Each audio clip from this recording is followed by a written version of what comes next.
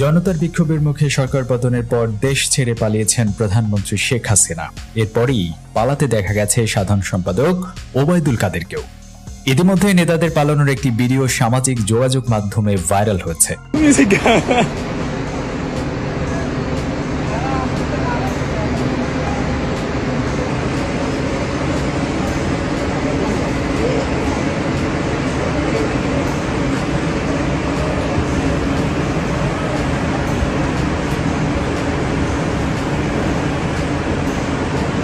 বিমানে থাকা ওবায়দুল কাদের একটি ছবি সামাজিক যোগাযোগ মাধ্যমে ভাইরাল হয়েছে। সেখানে দেখা যায় বিমানের সিটে বসে আছেন ওবায়দুল কাদের। তার বাম পাশের সিটে দেখা যায় এক নারীকে। ওই ফ্লাইটে আরো একজন যাত্রী ছিলেন।